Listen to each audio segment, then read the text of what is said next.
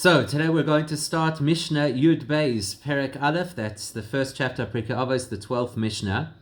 And in order to do so, actually this is where we get to more familiar people. Up until now, we've spoken about all kinds of personalities, some of whom have been familiar, some of whom have been unfamiliar to us, some of whom we know a little bit about, some of whom we know very little about.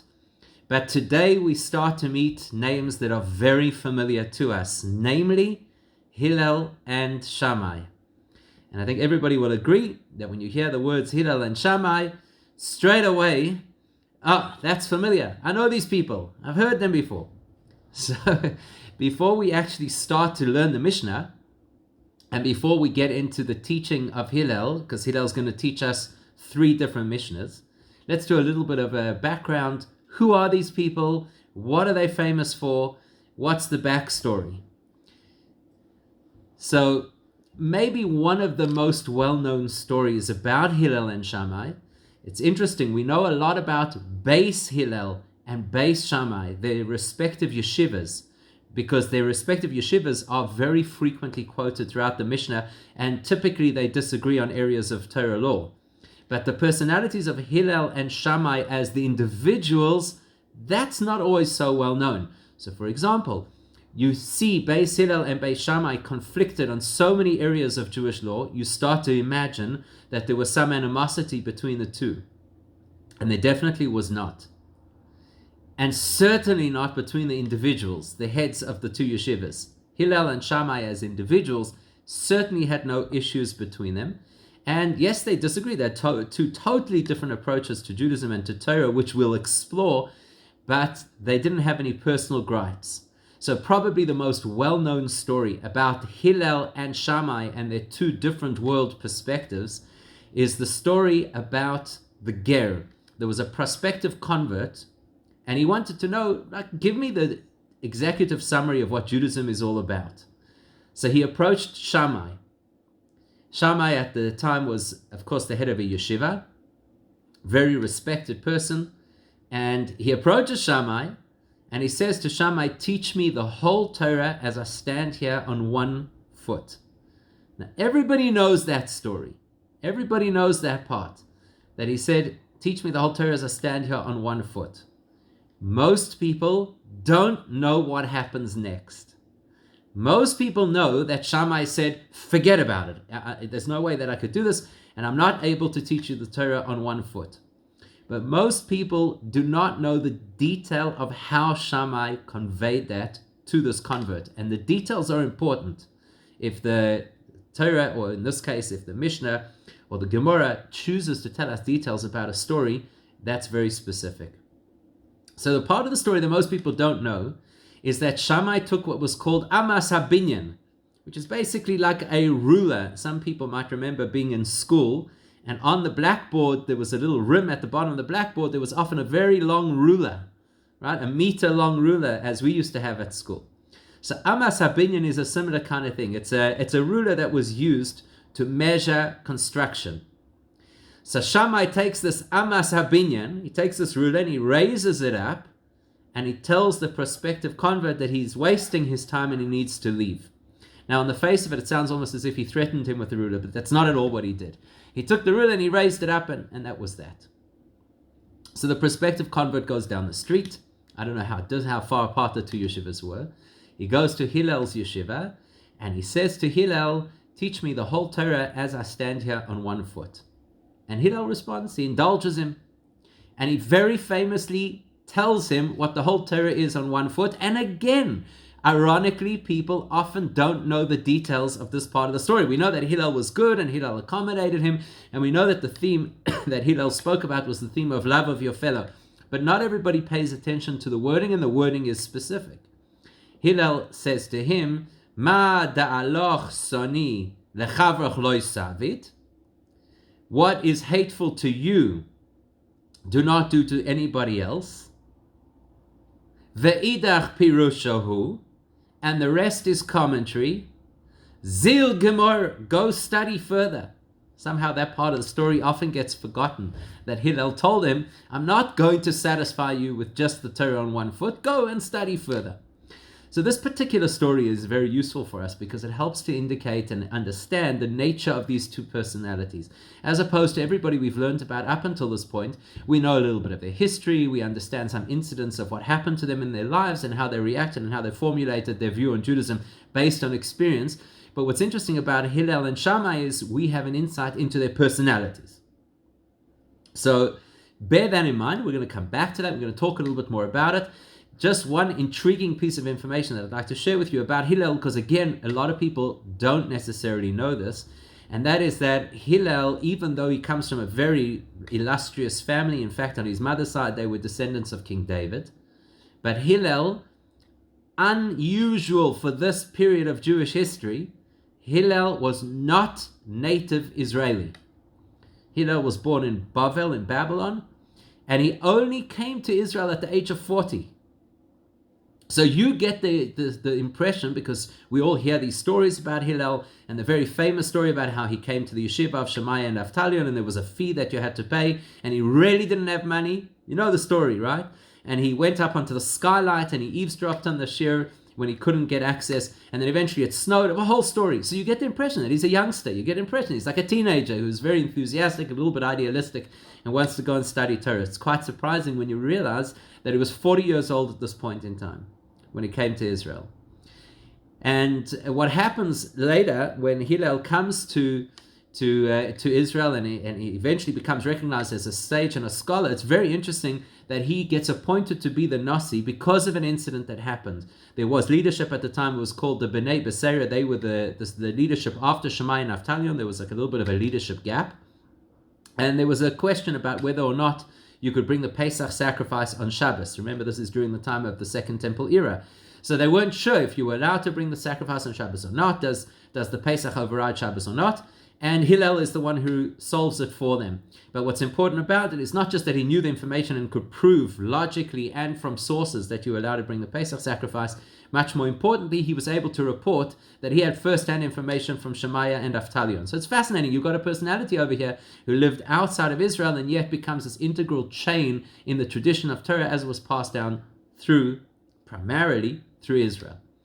So if we're going to learn anything about Hillel and Shammai, besides this little anecdote, biographical anecdote, if we want to understand anything about Hillel and Shammai and about their two approaches, because that's what we're going to see consistently, is that they have two different approaches to how Judaism operates. That then, of course, filtered down to their students. So Beis Hillel and Beis Shammai make their halachic rulings based on these two paradigms. So it'd be very useful for us to understand who we're talking about, what the nature of the people is, even before we start the first chapter. So what is it about Hillel and what distinguishes Hillel from Shammai? Let's go back to that story. Okay, so you got this fellow who comes along and he approaches Shammai and he says, teach me the whole Torah as I stand here on one foot. And Shammai says, never going to happen. You have to leave. So was Shammai angry with him? Was Shammai impatient with him? Very often I feel that that's how people understand the story. That Shammai had a short fuse. And here was a guy who was clueless. He's a prospective convert. He's trying to understand, just tell me, is this something I should be looking into or not? And Shammai seems to get so worked up and he get out of here. That's how most people understand it. And then you think about Hillel. Oh, Hillel, what a wonderful guy. He's so patient and he's so accepting and he's so tolerant. And you get the impression that Hillel's just like the kind of person you'd want to hang out with. And certainly the kind of person you'd want to study with. By the way, later on it turns out that Hillel has a bigger yeshiva than Shammai, and it's no surprise. Because if that's Hillel's attitude and that's Shammai's attitude, then you expect that Hillel is going to attract more people than Shammai will. Let's understand what's going on over here. And it all comes down first to that ruler. That ruler is a key part of the story. Very important part of the story. Why is it such an important part of the story? So here's an interesting thing.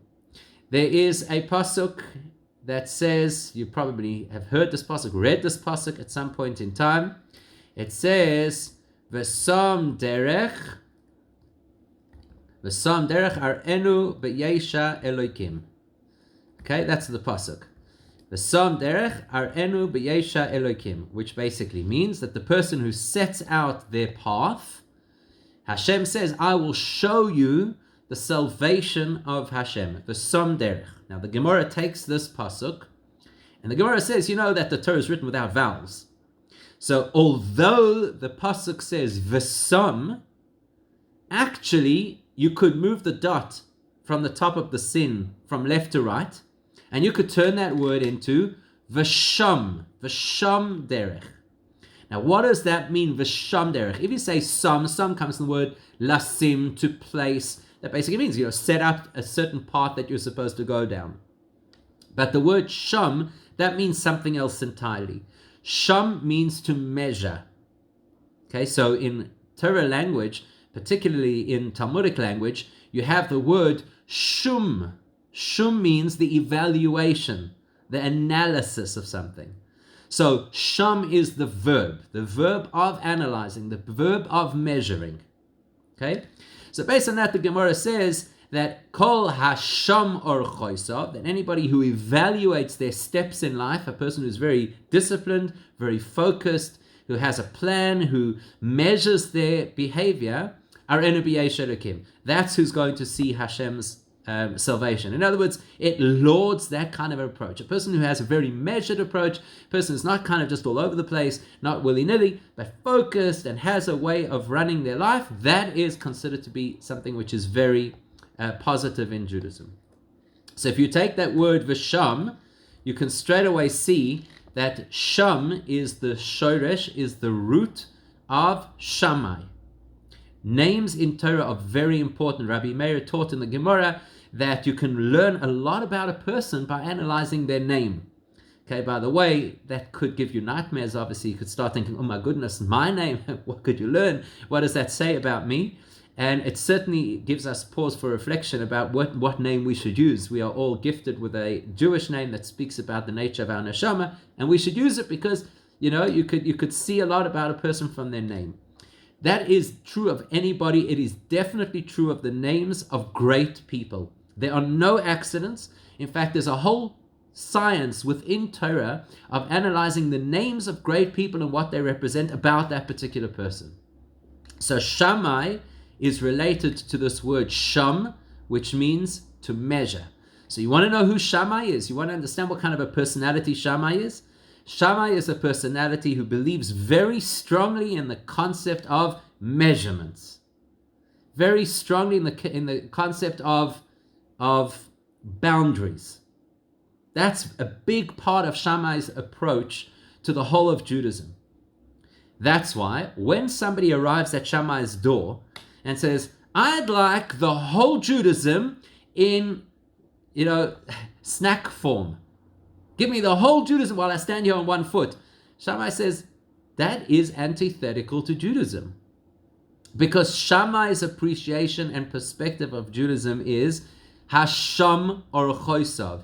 Everything has to be measured, everything in its time. There are processes that you have to go through. There are steps that you have to take.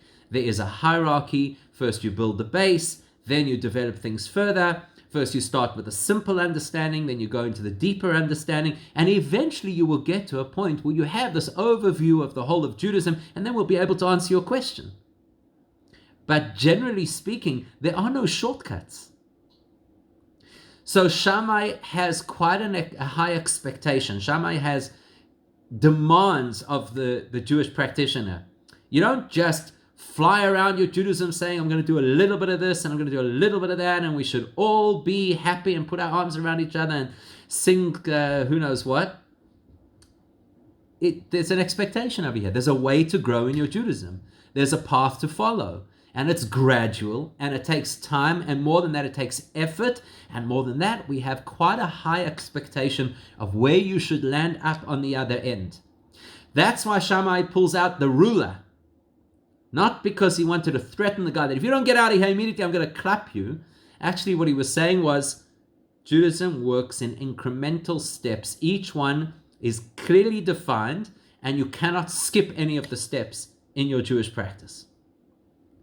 That tells you a lot about the personality of Shammai. That tells you that Shammai believed that every person should be focused, every person should be disciplined, every person should make demands on themselves, and one of those demands is that you should not be satisfied with an entry-level Judaism. That's what he tells this guy. You should not be satisfied with an entry-level Judaism. That's why it doesn't surprise us that Shammai's approach to Jewish law, to halacha, is always lechumra. He always takes the stricter approach. And the reason he takes the stricter approach is because he has an expectation that every person can achieve it. You may have to push yourself, it may take many steps, it might not be easily accessible, it might not be universal, but every single person should set their sights high. That's Shammai's approach. Hillel, little different. Hillel's approach is, let's make Judaism as accessible and as accepting as possible.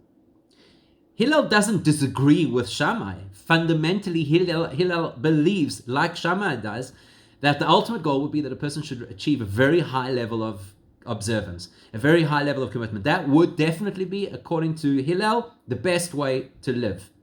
But Hillel knows people, and Hillel knows the reality. And Hillel knows that as much as we'd like people to push themselves to the nth, if we push people too hard, we push people away. Hillel's attitude is, let's try as much as we can to work with who we have, work with the way people are, and use the Torah as a means to enlighten them, to inspire them, to connect them. Let's take that approach. So Hillel is related to two very obvious terms. The first term that Hillel is very obviously related to, obviously, I'm sure you see this straight away in the word. Hillel is the same letters, just with different vowels, to the word Hallel. Hallel is to praise. And of course, the concept of praise implies something. If you're giving praise, you're in a good headspace, you're feeling positive, you're feeling uplifted, there's joy in your life.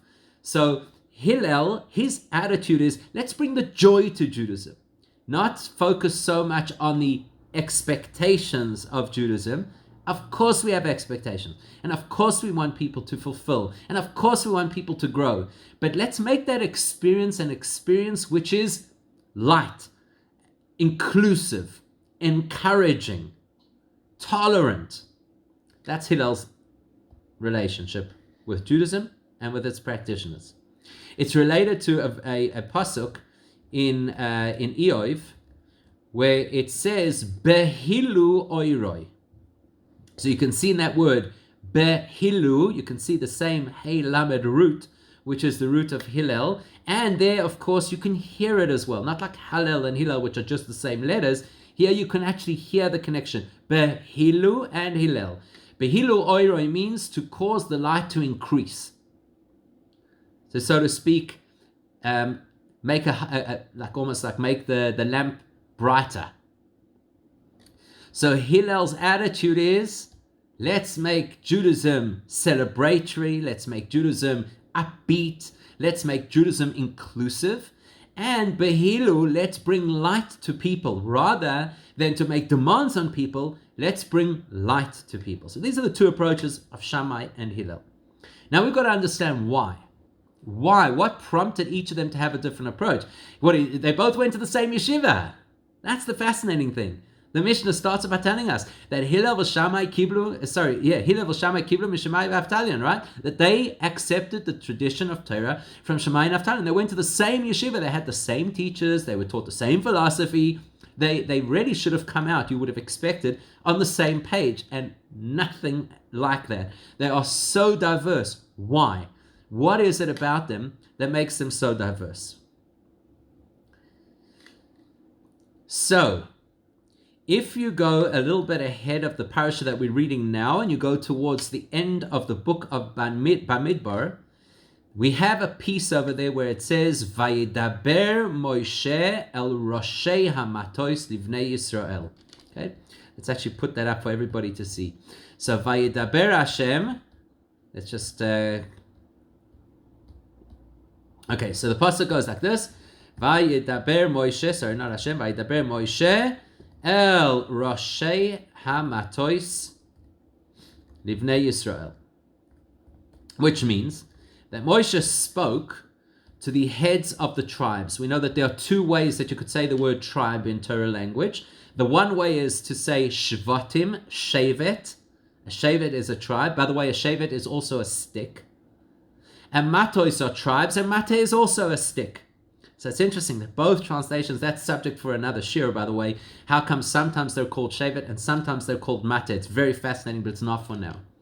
So Vayidaber Moshe el Roshei Hamatois Livnei Yisrael. That Moshe speaks to the heads of the Matois. So far we've translated that as the tribes. Okay, so Moshe speaks to the heads of the tribes of Israel. But in addition to the word being tribe, the root of the word mater is nun tes hey. Netei es yodcha. Hashem tells Moshe, stretch out your hand. That means to move. Move your hand. Or as we say in our davening, hatei elayos necha. Hashem, turn your ears towards us. Mate klapei chesed, an expression that the Talmud uses, that Hashem leans in the direction of chesed, of kindness. So actually this word matos, in addition to meaning tribes, specifically the word matos could also mean the leanings. The leanings of the heads of the leanings of the Jewish people. Okay, Moshe, of course, we know, is the ultimate Jewish leader. And not only is Moshe the ultimate Jewish leader, but he has an important thing that people need to know about Moshe. Yes, of course, he was a brilliant man. Yes, of course, he was a holy man, and he was a big prophet. But people don't necessarily realize, and if you read the stories in the Torah, you will realize that a big part of Moshe's role is creating balance. He balances the Jewish people. So when the Jewish people go crazy and they start saying, we need meat and we need food and what, he kind of balances them a little bit. And he says, okay, I'll speak to Hashem on your behalf and you're going to have food, but you're also going to pay for it.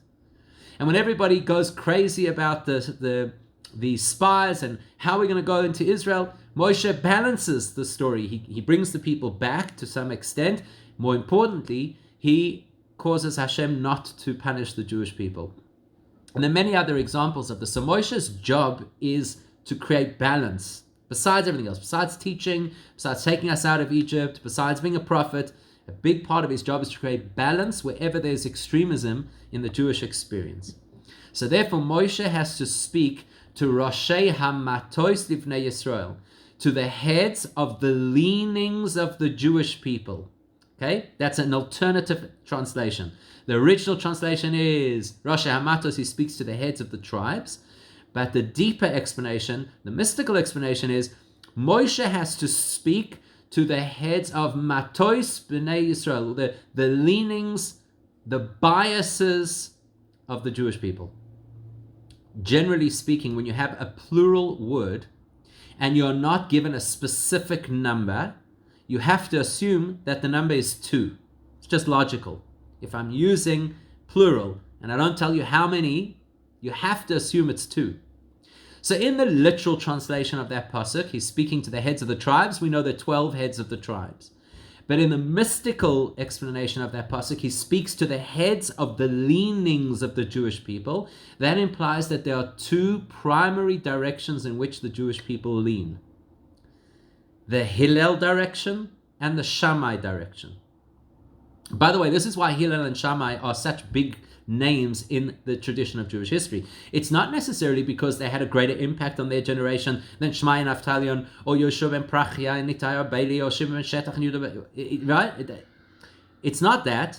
It's that they are, in a sense, representative of 2 schools of the whole experience of Judaism. That's why so many halachic issues are debated along the lines of Hillel and Shammai, not along the lines of Yoshev and Prachia and Nitai Harabeili, for example. Why? Because they are Roshei Hamatois. They are the people who head up the 2 primary leanings of the Jewish experience. Or to put it into different words, the whole of Judaism could either be experienced through one channel or through another channel. The one channel represented by Hillel and the other channel represented by Shammai. Now, what makes the difference between these 2 channels? Yes, of course, they were both equal scholars. They were both equally dedicated students of their teachers. They were both equally pious. They were both equally frum. So what's the difference between the two of them? The difference is that the wiring of Hillel's neshama is one way, and the wiring of Shammai's neshama is another way. And this is not only true of Hillel and Shammai, it's true throughout history. If a person is a great person, a teacher, and their neshama is wired in a particular way, they will attract students whose neshamas are wired in a similar way because they'll resonate. They'll talk the same language. And they will swear by their teacher and they will believe that this is the approach of Judaism. And people who are wired differently will be attracted to the neshama of a teacher who is wired more similarly to them, and that's where they will go. So the wiring of Shammai and the wiring of Hillel, spiritual wiring, gives us an incredible insight not only into who the two of them are, but specifically into everything we will ever read about them. Whether it is a story, or whether it is an halachic ruling, or whether it's their philosophy on life, like we're going to see here in Pirkei Avos, it's all going to come back to the same primary theme. They speak the language of their neshama. Their neshama is wired in a specific way. Hillel is wired in a way that we call chesed. That's why behilu neroi. He wants to share more light. His entire approach and his attitude is a chesed approach.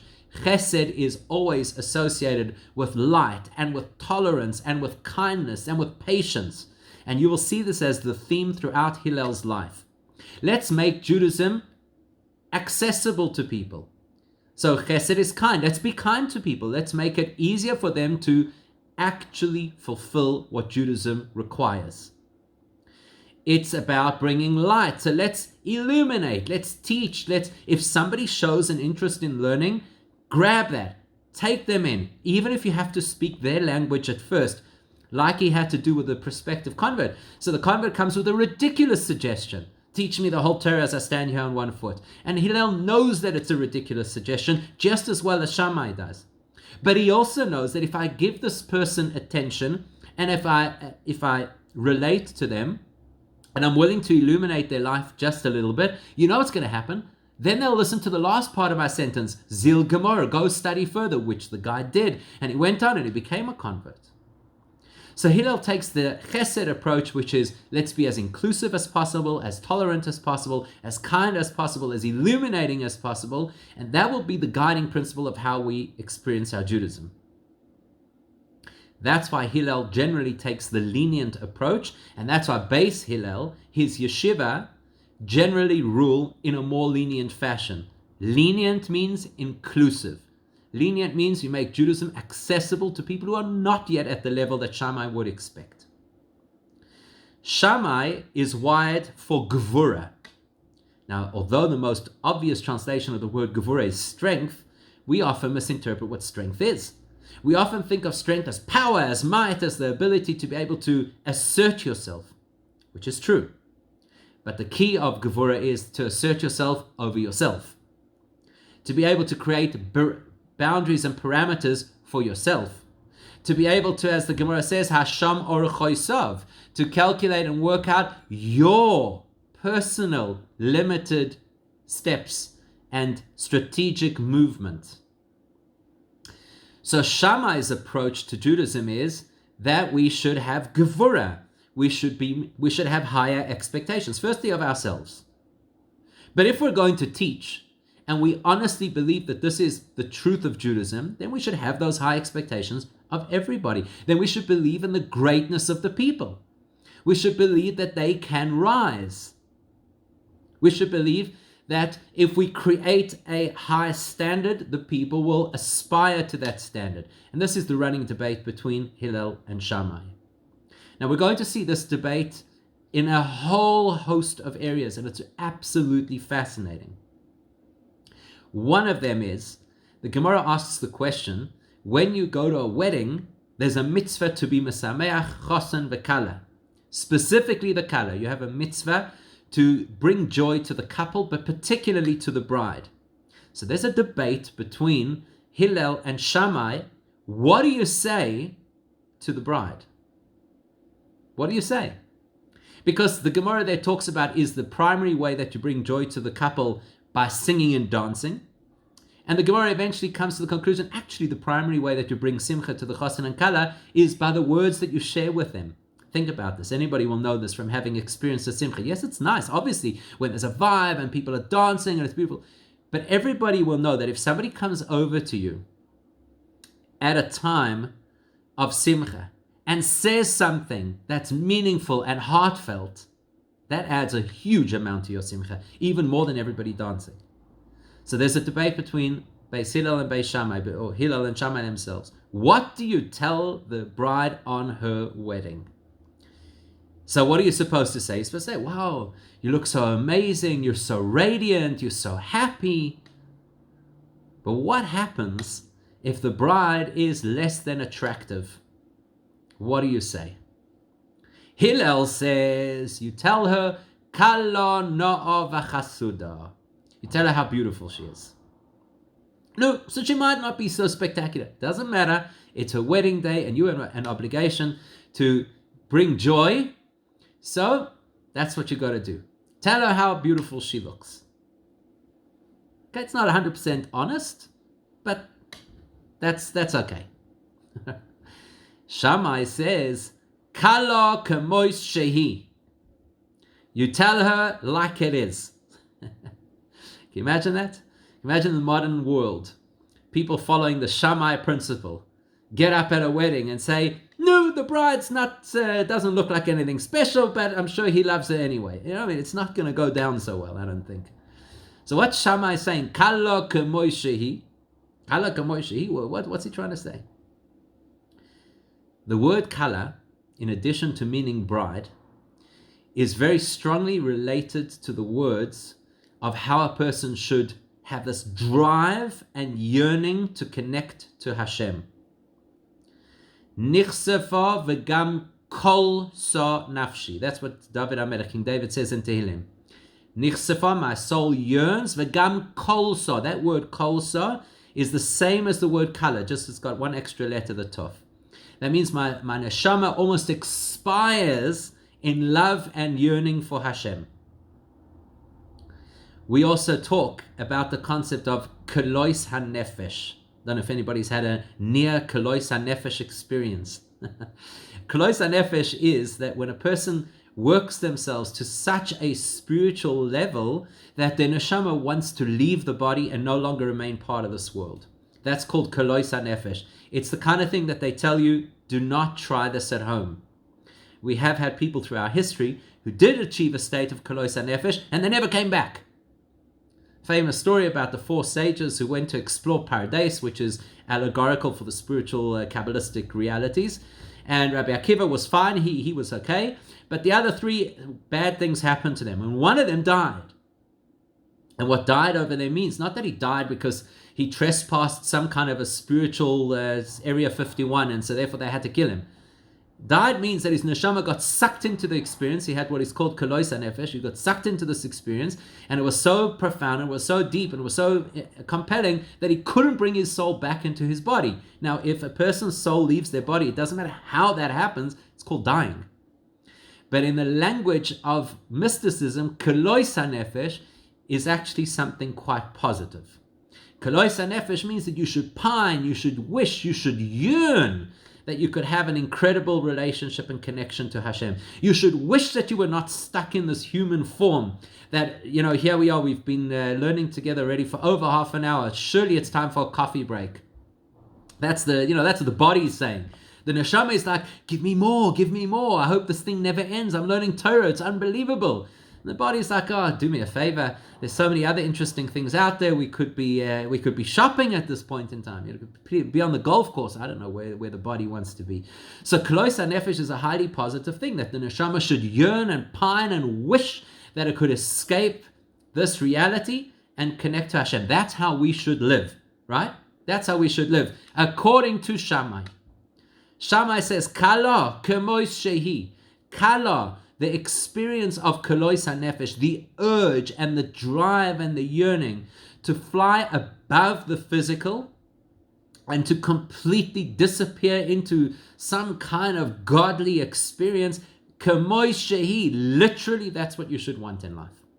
Literally that should be the whole of Judaism. So let's create very high levels of expectation. Let's hope and push people to aspire to totally get beyond this world, the here and now, and that would be the ultimate experience of Judaism. Hillel says, no. Kala, yes, you have to have the yearning. It goes without question. That's what a Jewish person should do. You should always yearn to grow and to experience something beyond yourself, transcend your here and now. Absolutely. But no v'chasuda. At the same time, it's got to be something which is pleasant. And chasuda comes from the word chesed. Something which is kind. Something which is soft. To put that into some slightly different terms, there's an expression that the Navi Yecheskel says, "Va'achayos rotzoi v'shoiv." He describes, Yecheskel tells us all these visions of what goes on in the spiritual realms. So tell us the chayos, which are a particular class of spiritual beings. We throw around the word angel way too easily. So chayos is a particular brand of spiritual being, very intense spiritual beings. So it says they are rotzoi v'shoiv. Rotzoi v'shoiv means that they reach upwards, they yearn for Hashem, they stretch themselves for connection to Hashem, v'shoiv, and then they return. So rotzoi v'shoiv. It's quite similar to another pasuk that says im rotz libcha. You can hear the same word, right? Rotzoi. You can hear the word rotz. Im rotz libcha. If your heart starts to run, implying that you have this very intense yearning and drive to connect to Hashem, shoiv le'echad. Return to oneness. So rotzoi v'shoiv are two different pulses of the spiritual experience. Just like your heart beats, so it contracts and expands, pushes the blood out and then opens up to be a vacuum so the blood can come back in. Just like your lungs inhale and exhale, so they expand out and then they contract. Just like the sea ebbs and flows, the neshama is rotzoi v'shoiv. The neshama of a person is constantly yearning, driving, trying to connect more to Hashem, and then shoiv, it comes back into our reality. So you may, for example, sit down in the morning and daven. And during the davening experience, you feel so inspired and you feel so switched on and so connected to Hashem, and everything is real, and all the things that we learn in the book are actually tangible. So we go on this rotzoi experience, when you may even lose track of time. You may not even hear the background noises because you're so connected and so meditative and so uplifted. And then you close the siddur, shoiv, with a bang. You're back into reality, and there's kids screaming and they forgot to eat breakfast, or their Zoom is not working so they can't get into class, or whatever it is. So rotzoi v'shoiv, it doesn't have to be as dramatic as that. The goal and purpose of Judaism is rotzoi v'shoiv. To wish and to want to escape the physical reality so that our neshama could connect to Hashem, and then to realize, but the way to connect to Hashem is shoiv. I've got to be back here in this world, and I've actually got to do mitzvahs. That's actually how I connect to Hashem. So as much as my neshama wants to fly away, the reality is the way to connect to Hashem is in the here and now. You cannot do a mitzvah in Gan Eden, as much as Gan Eden is a beautiful place, and I think it's very attractive, and I hear that they have nice offerings, things to do over there that are really beautiful, but you cannot do one single mitzvah in Gan Eden. Not one. For that you have to be here in this world. So kala from the word kilayon or kalois, the idea of expiring, escaping ourselves, is one dimension of how we're supposed to serve Hashem. Na'av v'chasuda, to be nice and part of this world and have a pleasant, balanced experience, is another perspective of how to serve Hashem. Shammai, because he's a Gevurah-based personality, Gevurah is intense, says that the emphasis should be on the kala side. Kala kamois shehi. Literally, the goal of Judaism is to escape the here and now and to become the highest degree of intensity of your Judaism that you could possibly have. Hillel says, kala nova chasuda. that the most incredible thing is to be able to translate all of your spiritual aspirations into the reality of what it's like to live as a human being, with all of your failings and with the fact that we have to accommodate you in a whole lot of areas of Torah law, because you're not yet ready to have this color experience. You're not yet ready to fly away and to connect to Hashem at some ulterior level. You've got to work with what you have. So let's be chesed-like, and let's incorporate as much as we possibly can. You can understand, therefore, why most times the halacha follows Beis Hillel, the yeshiva of Hillel, because Hillel's students adopted his approach, and his approach is very inclusive and very relatable. And the way that we decide halacha in Judaism is by majority. So the reason that most of the time the halacha follows the students of Hillel is because most of the time the majority of people in the court system and in the yeshiva system were Hillel-friendly people, because that is the more compelling and more inclusive kind of an approach. And on the odd occasions where they did follow Shammai, because there are a series of cases where the particular makeup of the yeshiva in those days was actually Shammai dominant, and therefore they ruled according to Beis Shammai. On those occasions, it says those were difficult days for the Jewish people. Difficult not because something bad happened, not because Torah was corrupted, but because the expectations of Shammai are not necessarily within reach of the average person. Which brings us to one final point for today, and this is all, of course, by way of introduction to Hillel and Shammai, so that we can actually study what they had to say. But in order to appreciate what they have to say, of course, we have to know who the people are. So one final point for today. We're told that when Mashiach comes, all of those laws that throughout the whole last 2,000 years of history have been in line with Hillel's way of thinking, when Mashiach comes, we will rule in those cases like Beis Shammai. Why? Makes perfect sense. Perfect sense. Shammai talks about a perfect world. Shammai has expectation of kelois hanefesh, of totally rising above yourself and not having the issues and idiosyncrasies of being human. Shammai says we should keep Torah at the highest level because we should expect that people can get to the highest level. Well, in today's world, we find that difficult. In today's world, we have many distractions, we have a lot of spiritual weakness, we have a lot on our plate, and we find it difficult to reach Shammai's expectations. But when Mashiach comes, well, then everything's going to be different. When Mashiach comes, we won't have those distractions. We won't have the same kind of a Yetzer Hara. In fact, we won't have a Yetzer Hara at all. It says very clearly that Es Ruach HaTuma Aver Min Haaretz. Says that when Mashiach comes, Hashem will remove the spirit of impurity from the world. And the Gemara tells us, when Mashiach comes, Hashem is going to slaughter the Yetzer Hara. Sounds very attractive, don't you think? He's going to slaughter the Yetzer Hara. That's it. No more distractions, no more weakness, no more inability, no more temptation. So logically, we can understand why in the time of Mashiach we'll actually follow the laws of Shammai, because it's not that Shammai is wrong and Hillel was right. We have an axiom of Judaism, which is Elu ve'elu divrei Elokim chayim. Both opinions, anytime that there's a dispute in Gemara and Mishnah anyway, anytime there's a dispute in Torah argument, both positions are valid. It's just that Shammai's position is valid in concept and Hillel's position is valid in practice. When Mashiach comes, Shammai's position will be valid in practice, because we'll all be capable, with far less effort than what it would require now, we'll all be capable to reach, so to speak, the highest expectations of Judaism.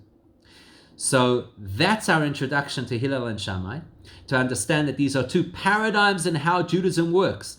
Does Judaism work through a chesed channel of inclusivity, or does Judaism work in a gevura channel of aspiration? Both are valid, each has its place and time in history. We're currently in the Hillel phase, and when Mashiach comes, we'll be in the Shammai phase. With that introduction, that information, we can then start to study the Mishnah of what Hillel and then subsequently what Shammai have to teach us.